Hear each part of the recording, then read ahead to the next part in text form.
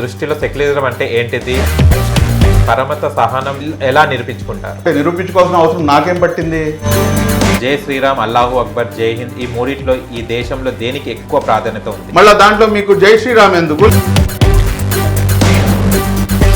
జై శ్రీరామ్ అనుమని ఇలా చెప్తున్నారు చాలా మంది వరకు, వాళ్ళకేమంటారు మీ సమాధానం? జై శ్రీరామ్ అనే నినాదం ఉంది.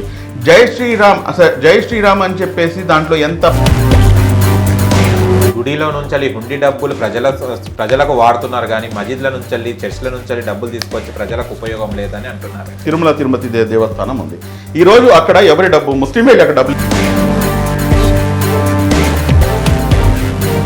నరేంద్ర మోడీ గారు రాజకీయ ప్రత్యర్థిగా చూస్తున్నారా లేకుంటే మతపరమైన శత్రువుగా చూస్తున్నారా? నరేంద్ర మోడీ గారిని నేను రెండు రకాలుగా చూస్తాను. ఒకటి, ఈ దేశ ప్రధానిగా. రెండు,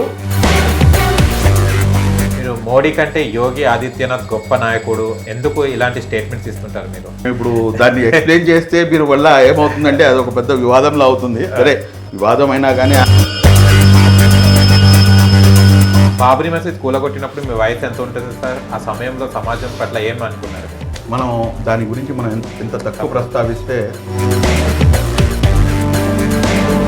మీలాంటి మేధావులు సమాజంలో హిందూ ముస్లిం భాయ్ భాయ్ అనే మాట ఎందుకు నిజం కాలేకపోతుంది? మీరు ఏదైతే క్వశ్చన్ వేసే చూడండి, నేనైతే దాన్ని రాంగ్ అంటాను.